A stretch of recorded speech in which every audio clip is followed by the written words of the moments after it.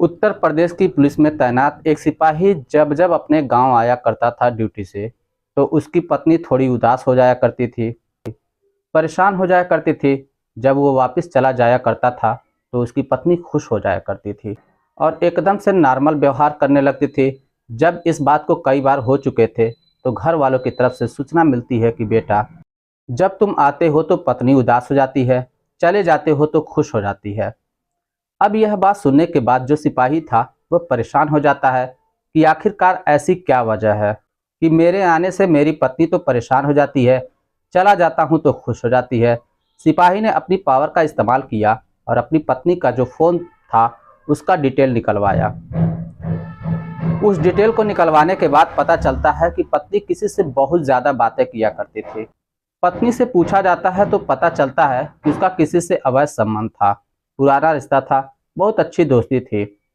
अब सिपाही ने साफ साफ बोल दिया कि हम दोनों में से किसी एक को चुनना पड़ेगा, या तो तुम मुझे चुनो या फिर अपने प्रेमी को चुन लो।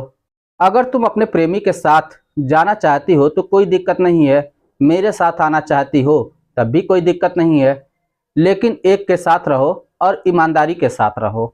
पत्नी ने फैसला लिया और जैसे ही पत्नी फैसला लेती है तो उसके कुछ दिनों के बाद दो कत्ल हो जाते हैं, वो भी बहुत भयानक रूप में।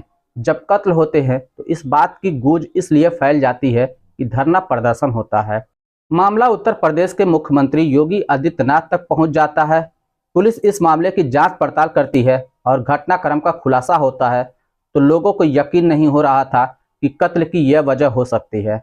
आखिर क्या होती है वजह, आइए जानते हैं पूरी घटना इस वीडियो में। लेकिन वीडियो में आगे बढ़ने से पहले बस वही रिक्वेस्ट कि वीडियो को लाइक कर दीजिए, चैनल को भी सब्सक्राइब कर दीजिए ताकि मेरा हौसला बढ़। आज की जो सच्ची घटना मैं आपको सुनाने जा रहा हूँ, यह सच्ची घटना है उत्तर प्रदेश की राजधानी लखनऊ के पास एक जगह लगती है काकोरी, और काकोरी के पास एक जगह है नदवा पुल के पास।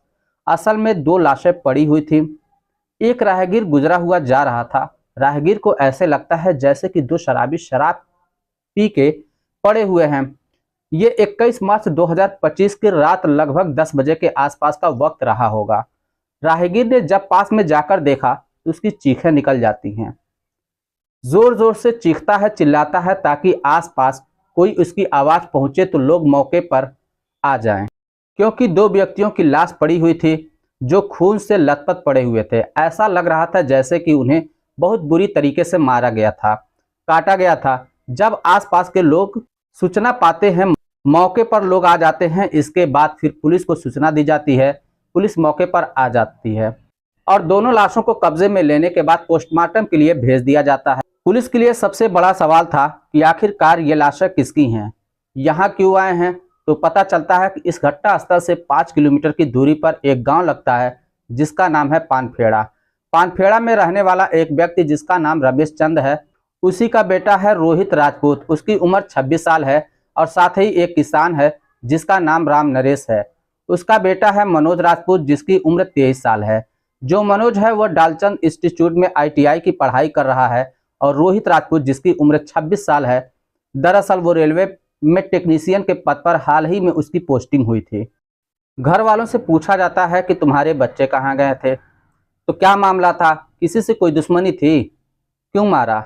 पुलिस ने जब घर वालों से सवाल करना शुरू किया है तो पता चलता है कि 21 मार्च 2025 की रात लगभग 8 बजे दोनों ही लड़के रोहित और मनोज दोनों घर लालता खेड़ा गांव की तरफ निकले थे, यह कहते हुए कि वहां पर जन्मदिन की पार्टी है और हम जन्मदिन मनाकर जल्द ही वापस आ जाएंगे। लेकिन सूचना मिलती है तो उनकी लाश की सूचना मिलती है। आखिरकार पुलिस ने जब पोस्टमार्टम के लिए 100 भेजे थे तो पोस्टमार्टम के बाद पता चलता है कि जो रोहित है उसकी गर्दन और उसकी कलाइयां काट दी गई थी, जिसकी वजह से उसकी एक ही वार लगने से मौत हो जाती है। लेकिन मनोज को 20 से ज्यादा वार किए जाते हैं, गहरे गहरे घाव दिए जाते थे और उन गहरे घाव से पता चलता है कि बहुत पुरानी रंजिश है।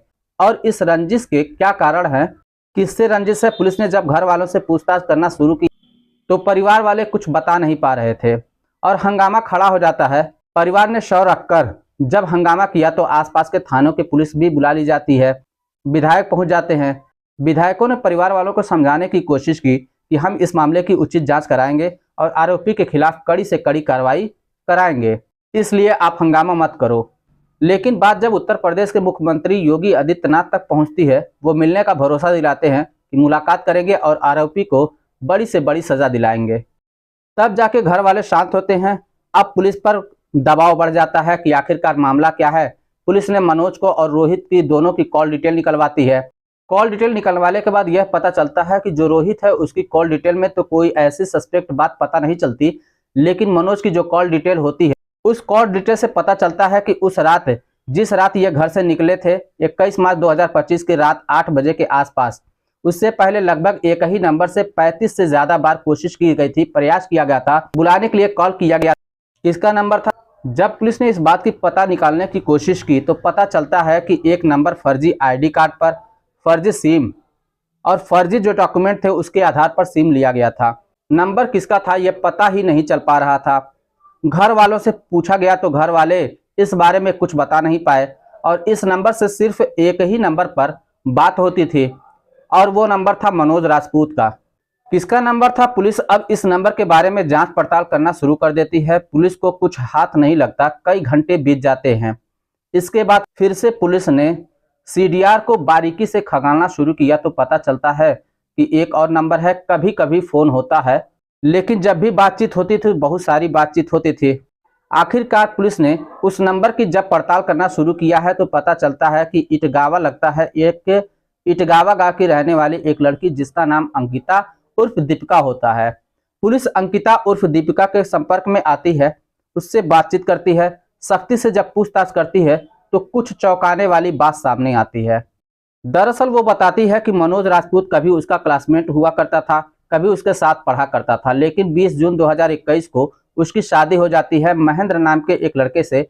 महेंद्र नाम का जो लड़का होता है जो कि तेज किशन खेड़ा का निवासी होता है और उसकी 2018 में उत्तर प्रदेश पुलिस में सिपाही के पद पर नौकरी लग जाती है। उसी सिपाही से इस अंकिता उर्फ दीपिका की शादी हो जाती है।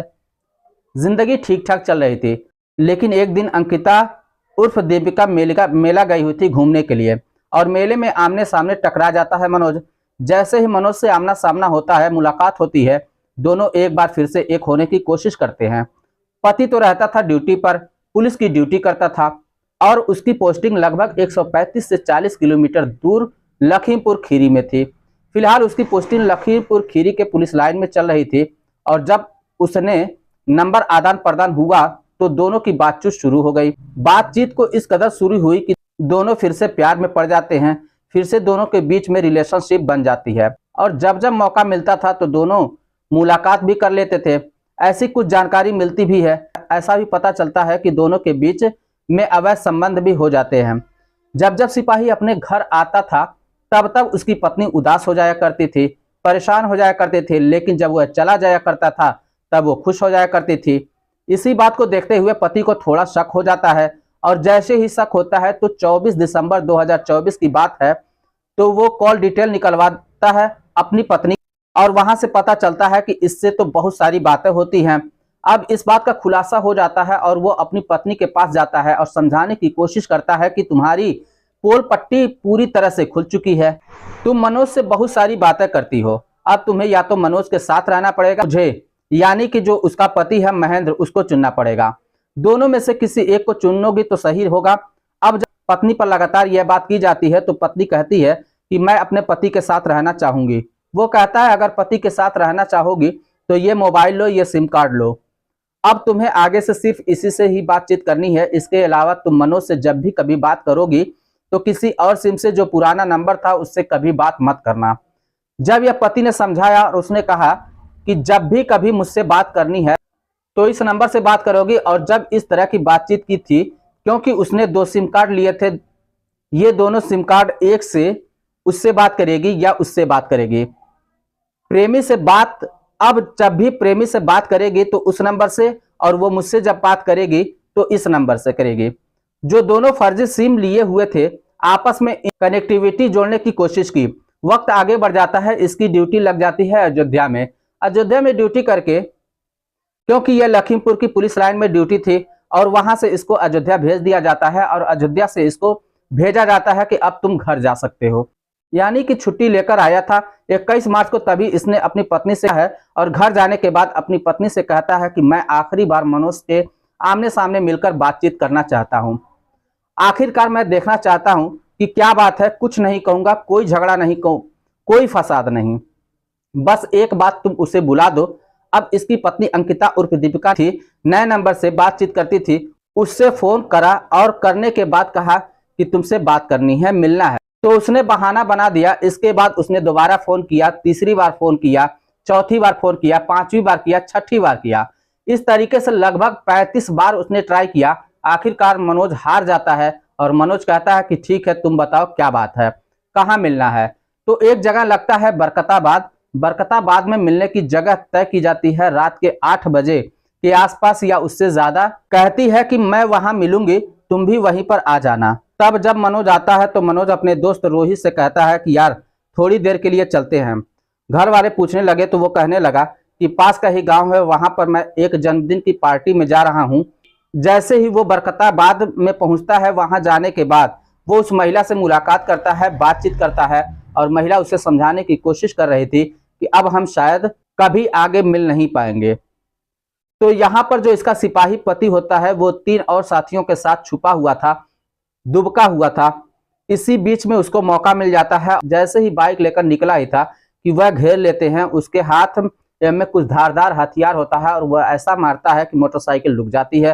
फिर वह दोनों के साथ यानी कि रोहित और मनोज के साथ खूब जमकर मारपीट करते हैं। जैसे ही रोहित और मनोज के साथ मारपीट कर रहे थे, मारपीट करते करते पत्नी बचाने के लिए आया करती थी, तो पत्नी के साथ भी इस तरह का हाथापाई हो जा रही थी। और ये बात बढ़ती चली जाती है। जब उसका गुस्सा इतना बढ़ जाता है, जो सिपाही हो वो एक धारदार हथियार लेता है और उसके बाद एक वार कर रहा था। वार करते करते कब उसकी खुद की उंगली कट जाती है उसको इस बात का पता ही नहीं चलता। वो उंगली वहीं छूट जाती है और वो लगभग अपनी पत्नी के प्रेमी पर ताबड़तोड़ ज्यादा वार करके गंभीर चोटें देने के बाद उसकी गर्दन, उसकी कलाइयां अलग करने के बाद वहां से भाग तो जाता है, लेकिन कानून के नजरों से कभी भाग नहीं सकता। अब चाहे वो पुलिस वाला हो या फिर जज हो या फिर कोई और नेता हो, कोई भी हो, कानून का उल्लंघन करने वाला जरूर पकड़ा जाता है, चाहे वो कितने तिरना अंदाज से यह सब घटनाक्रम को अंजाम दे रहा हो। हालांकि उसने दिसंबर 2024 से यह प्लानिंग की थी और उसके पास मौका आया था। 21 मार्च 2025 की रात उसने कत्ल कर दिया और कत्ल करने के बाद वह आराम से ड्यूटी पर निकल जाता है, यह सोच के कि कभी पकड़ा नहीं जाएगा। लेकिन पुलिस ने जब इस मामले की जांच पड़ताल की तो सिपाही पकड़ा जाता है। उसके साथ 3 और साथी होते हैं, वो भी पकड़े जाते हैं। और जो पत्नी होती है, जिस पत्नी का शादी से पहले भी अफेयर था और शादी के बाद भी वह अफेयर कर बैठती है, वो भी पकड़ी जाती है। और 2 लोग की जिंदगी हमेशा हमेशा के लिए खत्म हो जाती है। परिवार इसमें पूरी तरह से बर्बादी की कगार पर पहुंच जाएगा अगर नहीं पहुंचा। दोस्तों, इस पूरे घटनाक्रम को सुनाने का उद्देश्य किसी को परेशान करना नहीं, किसी का दिल दुखाना नहीं, बल्कि आपको जागरूक करना है, आपको सचेत करना है। ईमानदारी की बुनियाद पर रखे गए रिश्ते कामयाब होते हैं, लेकिन यहाँ पति और पत्नी के बीच में जो रिश्ता रखा गया था उसमें बेईमानी हो गई। शुरू में अंकिता शादी से पहले भी बेईमानी कर रही थी और शादी के बाद भी उसने बेईमानी की। और इस बात का जब पति को पता चला तो जाहिर सी बात है उसने कत्ल कर दिया। अब कत्ल करने के बाद अपनी भी जिंदगी बर्बाद की, अपनी पत्नी की भी बर्बाद की और 3 वो लोग जिनका कोई कसूर नहीं था जो उसके साथ आए थे उनकी भी जिंदगी बर्बाद है। और 2 लोगों की जिंदगी हमेशा हमेशा के लिए खामोश हो चुकी है, शांत हो चुकी है। कभी वो वापस लौट कर आ नहीं सकते, वो भी बर्बाद हो चुके हैं। इसमें रोहित का कोई दोष नहीं था, उसका कोई कसूर नहीं था, उसको बेवजह मौत मिल जाती है। तो बस आज के लिए इतना ही था। मिलते हैं नेक्स्ट वीडियो में, तब तक के लिए जय हिंद।